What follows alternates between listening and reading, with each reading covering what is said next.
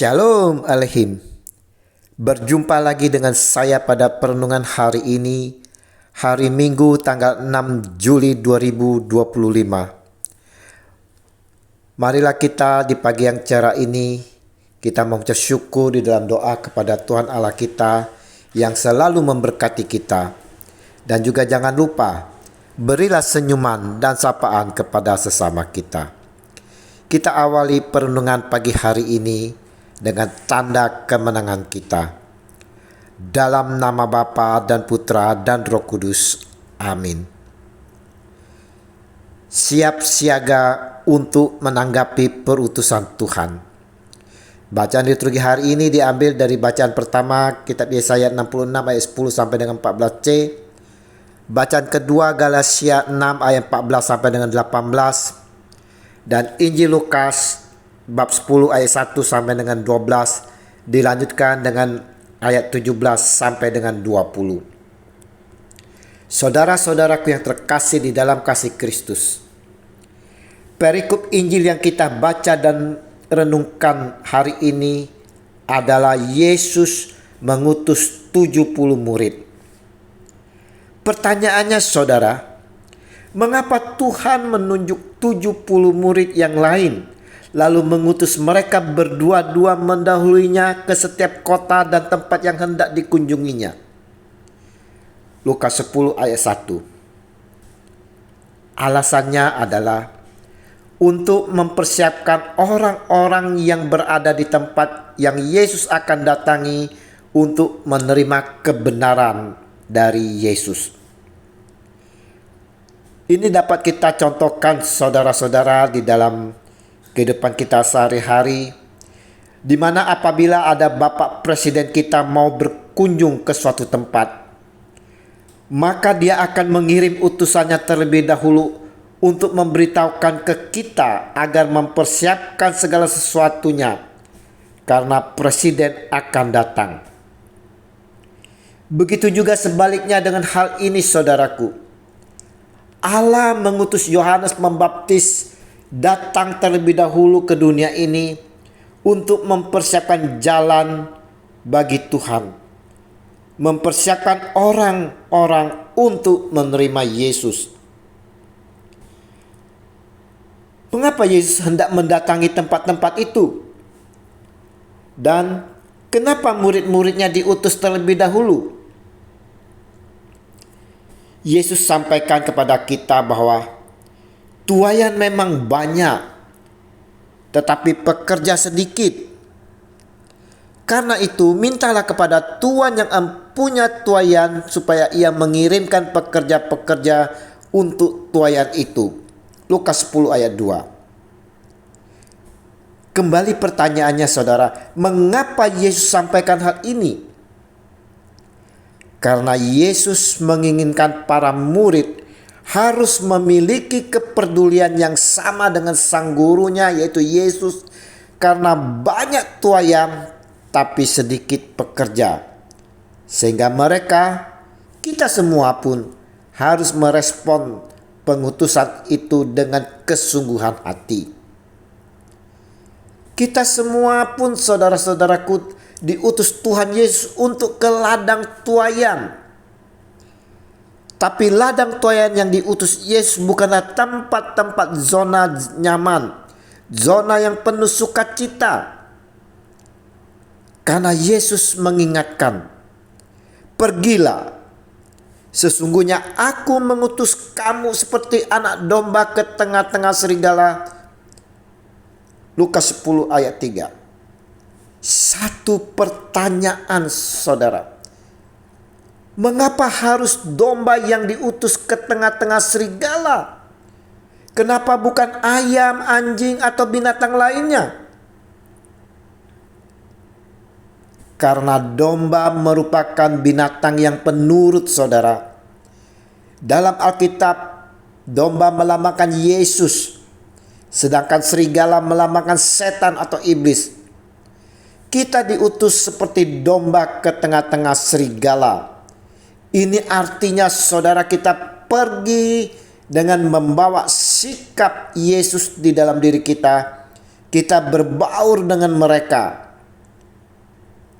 Karena saudara, di dalam ilmu perang ada yang namanya know your enemy.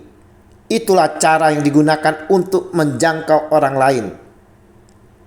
Dalam hidup kita sekarang ini, yang menjadi serigala adalah kesibukan kita, saudara. Bukan saja orang yang jahat yang kita ketahui selama ini, saudara. Tapi kesibukan kita inilah yang menjadi serigala-serigala kita sendiri. Orang yang melakukan hukum ke-5 sampai ke-10, saudara. Sedangkan hukum ke-1 sampai ke-4 diabaikan atau tidak dilakukan. Nah, saudara, bagaimana sekarang? Apakah kita siap, saudara, menjadi domba-domba yang diutus, meninggalkan segala kesibukan kita menuju tempat serigala? Beranikah kita? Takut? Atau mungkin kita masih terlena, saudara, di tempat yang nyaman yang saat ini kita nikmati, saudara, sehingga kita enggan untuk bangkit, enggan untuk maju melangkah keluar menuju ke tempat ladang yang ditunjukkan yang banyak serigalanya. Hari ini, saudara, kita yang adalah murid-murid Yesus haruslah setia dan taat akan perintahnya. Ingat, saudara, kita diutus, pergilah. Karena itu pergilah. Matius 28 ayat 19. Bahkan kata Yesus bukan saja pergi ke daerah kita yang nyaman-nyaman saja, saudara. Tapi pergilah ke seluruh dunia, beritakanlah Injil kepada segala makhluk. Markus 16 ayat 15. Maukah kita menanggapi perintah Yesus Tuhan ini, saudara? Atau kita masih pikir-pikir dahulu, bagaimana keperluanku selama dalam perutusan? Bagaimana keluargaku? Bagaimana bisnisku dan lain sebagainya? Yesus mengingatkan kepada kita sekalian dalam menjalani perutusan ini. Janganlah membawa pundi-pundi atau bekal atau kasut, dan janganlah memberi salam kepada siapapun selama dalam perjalanan. Lukas 10 ayat 4. Artinya, saudara, kita harus bergantung sepenuhnya kepada Tuhan, karena medan yang akan kita hadapi ibarat gerombolan-gerombolan serigala. Sedangkan kita hanyalah domba, bergantung sepenuhnya pada Tuhan, dibutuhkan dengan tidak memperlengkapkan diri dengan hal-hal kebutuhan pribadi ataupun mencari dukungan dari pihak lain, melainkan perbekalan dari Tuhan saja. Itu semua agar kita tidak berfokus pada perkara-perkara dunia seperti uang sebagai pengalihan, melainkan, saudara, agar kita berfokus pada misi kita, pada penginjilan, fokus kepada jiwa-jiwa itu. Ingat, dahulukanlah Tuhan, maka semuanya akan ditambahkan kepadamu. Tetapi carilah dahulu kerajaan Allah dan kebenarannya, maka semuanya akan ditambahkan kepadamu.